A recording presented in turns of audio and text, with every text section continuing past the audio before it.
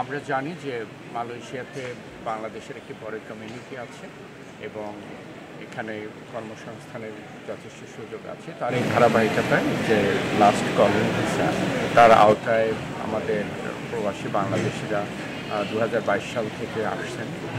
এই পর্যন্ত আমাদের যে তথ্য আছে সেটি হচ্ছে আমরা 5,27,000 এর বেশি ডিমান্ড লেটার সত্যায়ন করেছি এবং এ পর্যন্ত 4,72,000-এরও বেশি কর্মী ইতালি মালয়েশিয়াতে এসেছেন এবং আমরা যোগাযোগ রাখছি নিয়োগকর্তাদের সাথে, তারা যেন যে প্রতিশ্রুত যে কাজ সেই কাজে যেন তারা নিযুক্ত হন এবং বেতন ভাতা সহ যে প্রতিশ্রুতি আছে, কমিটমেন্ট আছে, সেটি যেন নিশ্চিত হয়। সেক্ষেত্রে দূতাবাস যথেষ্ট ছিল এবং থাকবে।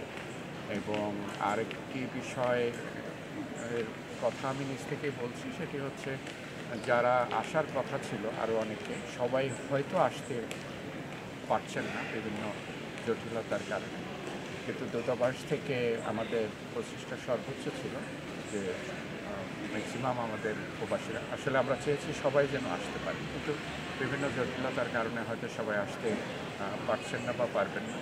কিন্তু পরবর্তীতে আমাদের প্রচেষ্টা চলমান থাকবে, অন্তত যাদের ক্ষেত্রে এই ভিসা ইস্যু করা হয়েছে তাদের ক্ষেত্রে যেন অন্তত ডেডলাইনকে রিল্যাক্স করা হয়।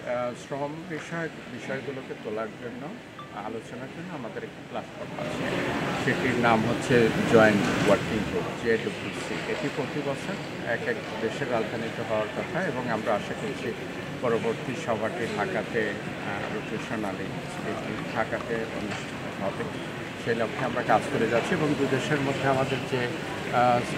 আমাদের শ্রমিকদের বিষয়ে যে আমাদের উদ্বেগগুলো আছে, উৎকণ্ঠা আছে এবং আমাদের যে সুপারিশও আছে এবং তাদের বক্তব্য থাকবে, সব কিছু তুলে ধরার জন্য আমরা পরবর্তী বৈঠকের প্রত্যাশা করছি। এটি আশা করছি 2-3 মাসের মধ্যে ঢাকা অনুষ্ঠিত হবে। আচ্ছা, ইস্যু করা হয়েছে তাদের ক্ষেত্রে যেন অন্তত ডেডলাইনটি রিল্যাক্স করা হয়। ডেডলাইনটি আছে 31 মে, এটিও এক্সটেন্ড করার জন্য আমরা সর্বশক্তি নিয়োগ করেছিলাম ওই রিমেইন কনসার্ন অথরিটির সাথে, কিন্তু তাদের নিজস্ব কিছু ব্যবস্থাপনা এবং ম্যানেজমেন্ট ইস্যু আছে এবং এটি সব দেশের জন্যই প্রযোজ্য। সেই অবস্থান থেকে তারা তাদের পূর্ব থেকে নির্ধারিত ডেডলাইনকে তারা দিয়ে আছেন, বহাল রেখেছেন। তো আমরা কর্তৃপক্ষের সাথে, মালয়েশিয়ান কর্তৃপক্ষের সাথে কূটনৈতিক এবং সব ধরনের যোগাযোগ ছিল, আছে, থাকবে, যেন আমাদের কর্মীরা যারা এসেছেন তারা যেন কর্মক্ষেত্রে কাজের নিশ্চয়তা পান এবং তাদের যে প্রাপ্য সুবিধা আছে সেটি নিশ্চিত হয়, ব্যাপারে আমাদের প্রচেষ্টা চলমান থাকে। সাম্প্রতিক দিনগুলোতে বেশ কয়েক হাজার প্রবাসী বাংলাদেশি উদ্ভিলেটার্স তারা এসে পৌঁছেছেন এবং নিয়োগকারী কর্তৃপক্ষের প্রতিনিধিরাও ছিলেন, তারা তাদেরকে কর্মস্থলে নিয়ে গিয়েছেন।